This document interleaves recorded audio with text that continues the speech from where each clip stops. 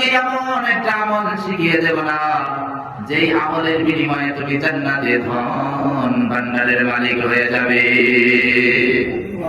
জান্নাতের ধন ভান্ডারের মালিক হয়ে যাবে। এখন আমাদের কি যদি কেউ বলে যে যদি অমর মিছিলে তুমি যেতে পারো, আগামী দিনে এই এলাকা 100টা বা 200টা রেশনের কার্ড তোমার হাতে তুলে দেওয়া হবে, মনে মনে চিন্তা করবে প্রত্যেকটা কার্ড যদি 3000 টাকা করে নিতে পারি তাহলে 6 লক্ষ টাকা হয়ে যাবে। কিন্তু জান্নাতনবীরা, পরকালমুখী মানুষেরা চাতক পাখির মতো চেয়ে থাকে কখন কোনটা নেক আমল আমি করতে পারবো, শুনতে পারবো, বুঝতে পারবো, সেই নেক আমলের উপর জীবনটা পরিচালনা করে আমি আমার আল্লাহর কাছে উঠবো। চাতক পাখির মতো ঈমানওয়ালারা চেয়ে থাকে। আবু যর গিফারি বলতেছেন, নবীজি যখন আমাকে বললেন, আবু যর গিফারি আমি কি তোমাকে এমন একটা আমল শিখিয়ে দেব না যেই আমলটা করলে তুমি জান্নাতে ধন ভান্ডারের মালিক হয়ে যাবে।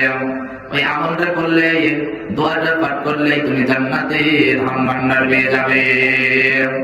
এমন একটা আমল হযরত আবু যর গিফারি বলেন, ফাকুলতু বালা, আমি বললাম হ্যাঁ ইয়া রাসূলুল্লাহ সাল্লাল্লাহু আলাইহি ওয়াসাল্লাম, এমন একটা আমলের সুসংবাদ আমাকে দেন, এমন একটা আমল আমাকে শিখিয়ে দেন যে আমলটা করলে, যে দোয়াটা পাঠ করলে আমি আবু যর আল্লাহ পাকের জান্নাতের ধন ভান্ডারের মালিক হয়ে যাব।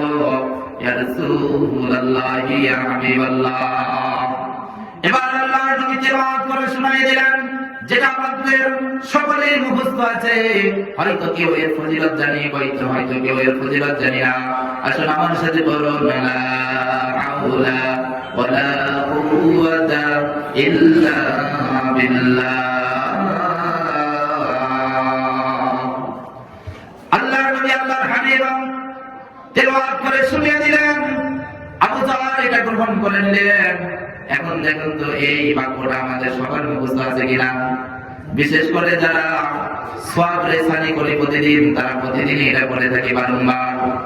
এই জন্য ছোট্ট একটা আমল শিখিয়ে দিয়ে, ছোট্ট একটা আমলের কথা বলে দিয়ে আমি আলোচনা শুরু করতে চাই।